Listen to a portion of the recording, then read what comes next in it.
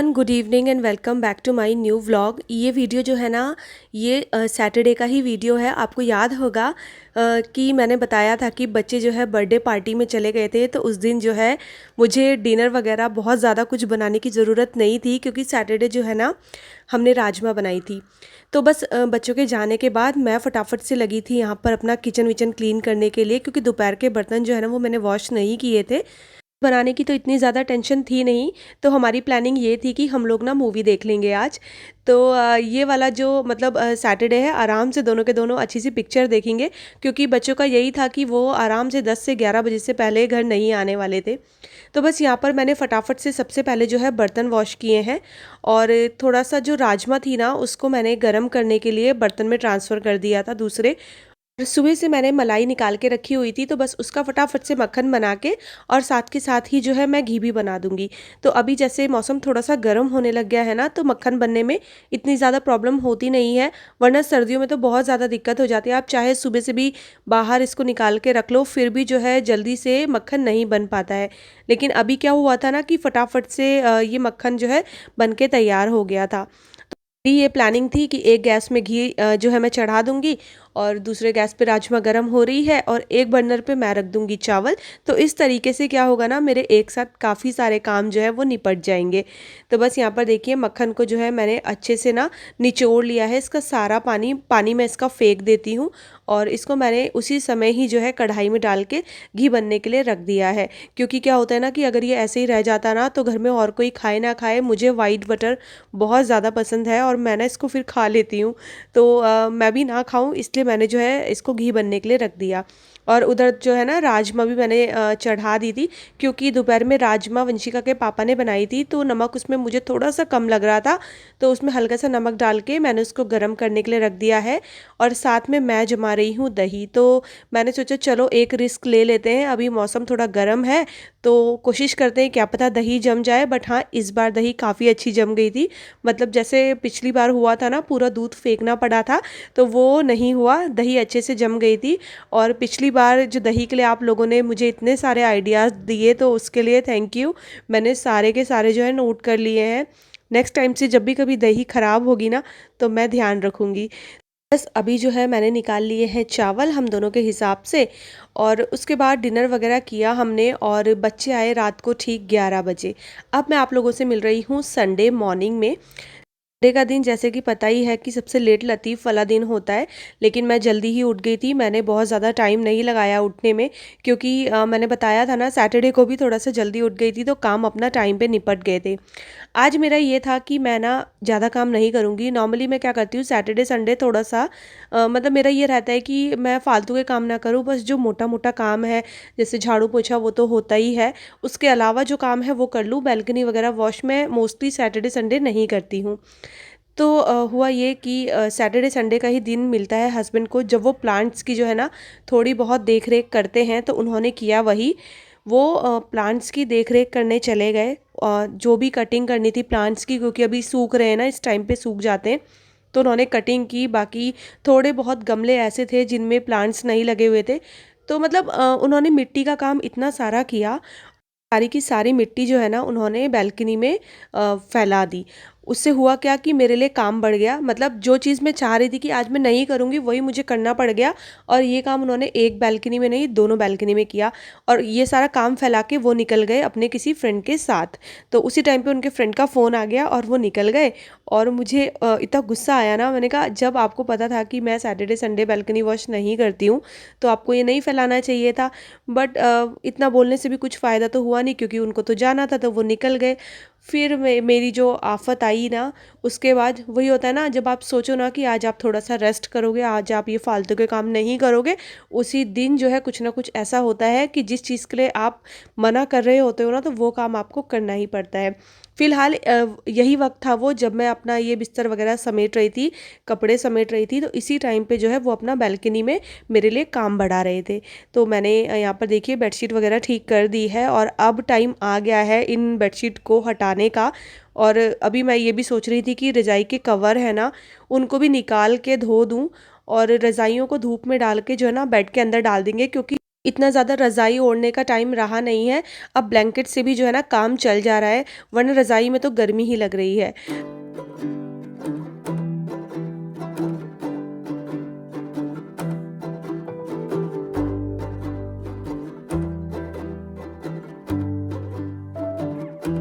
देखिए सुबह होते ही जो है वंशिका का तो टीवी में जो सीरियल है ना महादेव वो चलने लगता है। तो अपना नहा धो के बैठ गई है वो, अभी महादेव के जितने भी एपिसोड उससे कवर होंगे वो देखेगी। और इस टाइम पे वेदांश चला गया था पार्क। तक तो काफ़ी ज़्यादा ठंडी हो रही थी तो बच्चे थोड़ा सा नीचे उतरने के लिए कतराते थे। लेकिन अब जैसे जैसे मौसम थोड़ा थोड़ा सा भी ठीक होगा तो इस टाइम पे बच्चे पार्क जाया करेंगे। और फिर गर्मियों के टाइम पे तो इवनिंग का ही वक्त होता है जब वो लोग पार्क जाते हैं।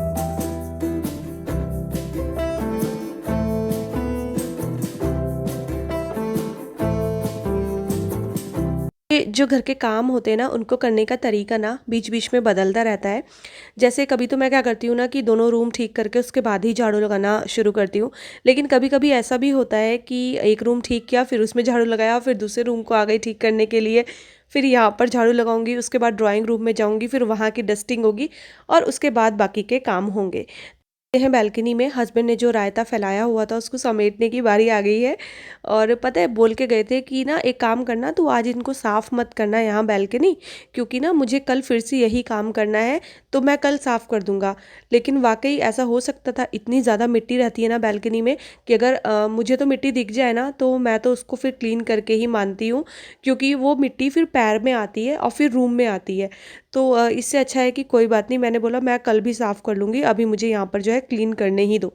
तो देखिए यहाँ पर सबसे पहले ना ये जो शू रैक है इसके ऊपर जो पत्थर रखा है वो मैंने क्लीन कर दिया था। उसके बाद बारी आती है बालकनी को वॉश करने की। तो बस अच्छे से जो है यहाँ पर पानी डाल के और सबसे पहले मैं झाड़ू से इसको अच्छे से क्लीन करूँगी। और उसके बाद फिर मैं क्या करती हूँ ना वाइपर मार के और फिर इसमें मैं मैजिक मोप से जो है पोछा लगा लेती हूँ। तो इससे बालकनी जो है ना उसी टाइम पे सूख जाती है, बहुत ज़्यादा टाइम नहीं लेती है।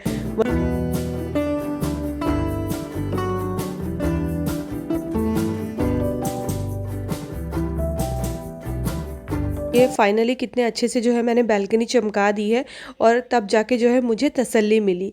अब यहाँ पर मैं आपसे सीधा शाम को मिल रही हूँ, क्योंकि फिर वही टाइम हो गया था लंच वगैरह का, वो मैंने शूट नहीं किया। मतलब संडे का दिन तो पूरा का पूरा बिजी था, बिल्कुल भी टाइम ही नहीं लगा कि थोड़ा सा रेस्ट कर लो। दोनों बच्चे जो हैं अपना स्कूल का होमवर्क यहाँ पर कर रहे हैं। और अब जो है बच्चों की स्कूल की टाइमिंग फिर से चेंज हो गई है, मतलब कि वही 7:30 वाली जो टाइमिंग है ना वही हो गई है। तो आज मेरी प्लानिंग ये थी कि मैं किसी हालत में बच्चों को 9:30 तक सुला दूंगी। क्योंकि अभी थोड़े टाइम तक तो ये था कि ऊपर नीचे चल रहा था, बच्चों को 10 साढ़े 10 भी बज जाते थे सोने के लिए। क्योंकि वही होता है कि नेक्स्ट डे का थोड़ा सा आराम था, सुबह आराम से ही उठना है। लेकिन अब क्योंकि टाइमिंग चेंज हो गई है तो अगले दिन बच्चों को थोड़ा सा जल्दी उठना पड़ेगा। थोड़ा क्या मतलब आप ये लगा लीजिए 2 घंटे पहले उठना पड़ेगा। इसी वजह से आज जल्दी जल्दी जो है यहाँ पर डिनर बन रहा है और खाने में मैं बना रही हूँ पनीर की भुर्जी। अच्छा, पनीर ना मैंने एक्स्ट्रा मंगा लिया था, क्योंकि जिस दिन मैं पनीर की भुर्जी बनाती हूँ ना वेदांश बहुत नखरे करता है, वो तो खाता ही नहीं है। प्याज वाली कोई भी सब्ज़ी ना वो बिल्कुल पसंद नहीं करता है, स्पेशली जिसमें प्याज दिखे। अब इसमें तो प्याज दिखता ही है। तो पनीर ना मैंने एक्स्ट्रा में इसलिए मंगवाया था कि नेक्स्ट डे जैसे बच्चों को स्कूल जाना है ना तो मैं कुछ पनीर का बना दूंगी, वेदांश की पसंद का ही। और इस टाइम पे एक तो पनीर की भुर्जी बनाऊंगी मैं, तो हम तीनों तो खा लेंगे, और वेदांश के लिए बनेंगे पनीर के पराठे। तो यहाँ पर देखिए मैंने खूब सारा प्याज जो है ना उसको अच्छे से चॉप्ड कर लिया है। और आप लोग पूछ रहे थे कि ये चॉपर किस कंपनी का है, तो मुझे ना कंपनी नहीं पता, बस मुझे इतना पता है मैंने ये डी मार्ट से लिया था। और चॉपर ये काफ़ी अच्छा है, मतलब इसमें इसके ब्लेड अच्छे हैं ना, तो बहुत बारीक से सारी सब्जियां चॉप्ड हो जाती है। मतलब सारी जो कलाकारी होती है आपको पता ही है, तो वो तो ब्लेड की ही होती है। ये तो नया नया चॉपर है तो ब्लेड इसके काफ़ी ज़्यादा तेज है। यहाँ पर ना मैं टमाटरों को ना सूंघती ज़रूर हूँ, क्योंकि वही होता है ना कभी कभी स्मेल आ जाती है उसके अंदर, बाहर से दिखने में जो है ठीक रहते हैं। तो मेरा तो ये रहता ही है कि कहीं ऑप्ट करने से पहले ना इनको अच्छे से सूंघ के देख लूँ। कहीं ऐसा ना हो कि मैंने पहले ही चॉप्ड कर दिया हो और फिर स्मेल भी आ जाए तो मेरी मेहनत जो है ना वो डबल हो जाएगी। अच्छा, ये घी देखिए मैंने एक दिन पहले नाइट में बनाया था और दूसरे दिन नाइट में इसको मैं ट्रांसफ़र कर रही हूँ। उस दिन मूवी के चक्कर में ना बस जितने काम हुए वो हुए मैंने किए, और मूवी के चक्कर में कुछ काम जो है मेरे पेंडिंग रह गए थे। तो ना एक ये काम था, मैंने घी को जो है ट्रांसफ़र नहीं किया था दूसरे बर्तन में, तो बस अभी हाथ के हाथ वो भी कर लिया है। और इसी कढ़ाई में ही मैं जो सब्ज़ी है ना उसको फ्राई कर दूँगी। तो दूसरे बर्तन क्या ही करने, तो इसी में ही फ्राई कर लूँगी मैं। मैंने ना खूब सारे कड़ी पत्ते जो है ना वो भी कट कर लिए हैं। पनीर की सब्ज़ी में, पनीर की भुर्जी में ना कड़ी पत्ता आप डालना, अगर आप नहीं डालते हो, टेस्ट इतना बढ़िया आता है ना कि मैं क्या ही बताऊँ। आप लोग ना एक बार ट्राई ज़रूर करना, और जो ट्राई कर चुके हैं जिनको पसंद है तो वो कमेंट बॉक्स में कमेंट करना। तो देखिए दोनों चीज़ों को ना मैंने इसमें डाल दिया है ऑयल में, और उससे पहले मैंने थोड़ा-सा जख्या डाला था। आप जख्या नहीं है आपके पास तो आप राई का भी यूज़ कर सकते हैं। उसके बाद ये पनीर जो है ना उसको मैं ग्रेट कर लूँगी, हाथों से ही कर लूँगी। और इसमें क्या होता है ना कि प्याज़ को बिल्कुल गोल्डन ब्राउन नहीं होने दिया जाता है। थोड़ा-सा ना मैं इसको गुलाबीपन में ही छोड़ देती हूँ, और बस जैसे ही हल्का सा गुलाबी हो जाता है ना प्याज़, उसके बाद इसमें चॉप किए हुए टमाटर और साथ में हरी मिर्ची ऐड कर दी है मैंने। तो ये जो प्याज़ का टेस्ट आता है ना इसमें, थोड़ा-सा कच्चा-सा, वो बहुत अच्छा लगता है। पर अब इसमें जो ड्राई मसाले हैं ना वो ऐड कर देंगे। तो बस नमक, मिर्च, हल्दी पाउडर और धनिया पाउडर, साथ में मैं इसमें ऐड करूँगी थोड़ी-सी कसूरी मेथी, तो उससे भी जो टेस्ट है ना वो और भी अच्छा आ जाता है। तो देखिए मैंने इसको अच्छे से मिक्स कर लिया है और मसाला बहुत अच्छे से भुन गया है। अब इसमें ऐड कर दिया है मैंने पनीर, और पनीर को अच्छे से करेंगे मिक्स, और यहाँ पर देखिए पनीर की भुर्जी बनके हो जाएगी रेडी। और इतनी अच्छी लगती है ना, कभी कभी ये सब्ज़ी बनाओ। और इसमें ना वैसे पराठे अच्छे लगते हैं, लेकिन अभी रात को तो रोटियां ही बनेंगी। और यहाँ देखिए मैंने कसूरी मेथी भी इसमें थोड़ी सी ऐड कर दी है। तो सब्ज़ी बनने के बाद अब मैं बनाऊंगी विदांश के लिए पराठे, क्योंकि पनीर देख के और पराठों के चक्कर में तो उसको इतनी जल्दी भूख लग जाती है ना। वो बोल ही रहा था कि मम्मा आप सब्ज़ी बनाने से पहले मेरे लिए पराठे बना दो, बट मैंने उसको थोड़ा सा रोक के रखा। मैंने कहा एक बार सब्ज़ी बन जाए तो फिर मैं फटाफट से पहले तेरे लिए ही जो है खाना बनाऊंगी। नॉर्मली मैं वंशिका को देती हूँ, लेकिन अभी मैं वेदांश को दूंगी। तो यहाँ पर थोड़ा सा और पनीर मैंने ले लिया है, हाथों से ही जो है उसको अच्छे से बारीक कर लिया है, और उसमें ना थोड़े से ड्राई मसाले ऐड कर दिए हैं। सिंपल सा बनाऊंगी, हरी मिर्च वगैरह कुछ भी नहीं कट करूंगी अभी उसके लिए। और थोड़ा सा पनीर जो बचा हुआ था वो मैं फ्रिज में रख दूंगी, उसमें मतलब थोड़ा सा किसी बाउल में पानी भर के, और उसमें पनीर का जो बड़ा पीस होता है वो डाल के उसे मैं फ्रिज में रख दूंगी, तो सुबह तक भी वो अच्छा रहेगा। अब गूंद लेते हैं आटा। आटे में थोड़ा सा नमक ऐड कर दिया था मैंने, और बस थोड़ा सा पानी गुनगुना कर रही हूँ, और फटाफट से जो है इसका आटा गूंद लूँगी।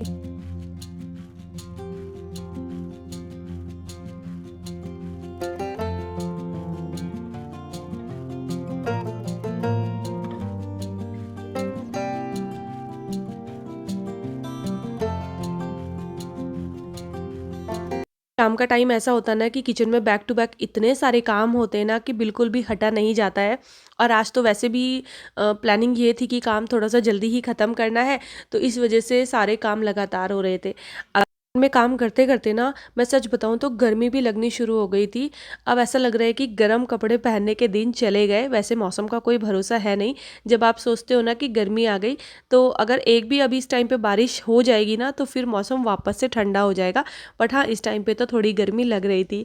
अच्छा, यहाँ पर देखिए मैंने पराठे बनाने शुरू कर दिए हैं। तो आज मैं ना थोड़े से पतले पतले पराठे बना रही थी। तो वेदांश बोल रहा था कि मम्मा आज तो आपने बहुत अच्छे पराठे बनाए हैं, स्टफिंग बिल्कुल चारों तरफ फैली हुई है। और पनीर बहुत अच्छा होना, एकदम फ्रेश पनीर हो और आटा अच्छे से गूंदा हुआ हो, तो पराठे भी बहुत अच्छे बनते हैं।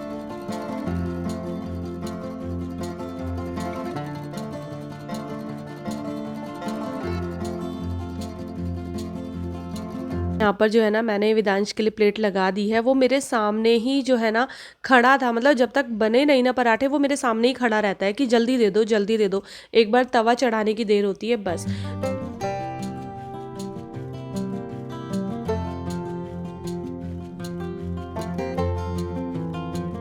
तो पहले तक तो वंशिका मना कर रही थी कि मम्मा मैं थोड़ा सा लेट ही खाना खाऊंगी, लेकिन वेदांश को देख के उसको भी भूख लग गई, तो उसको भी मैंने जो है खाना दे दिया। अब जो है दोनों बच्चे अपना खाना खा के टाइम से सो जाएंगे, और मैं चलती हूँ दोबारा से किचन की तरफ, क्योंकि अभी मुझे अपने लिए और वंशिका के पापा के लिए भी रोटियां बनानी है। तो बस फटाफट से यहाँ पर मैं बनाऊंगी रोटियां, और इसी के साथ जो है अपने इस वाले वीडियो का भी एंड करूंगी। तो ये था छोटा सा वीडियो, आपको कैसा लगा ज़रूर बताइएगा, और वीडियो पसंद आएगा तो चैनल को सब्सक्राइब कीजिएगा, वीडियोस को लाइक और शेयर करना ना भूलिएगा। मैं आपसे मिलती हूँ अपने अगले वीडियो के साथ, तब तक के लिए bye bye and take care.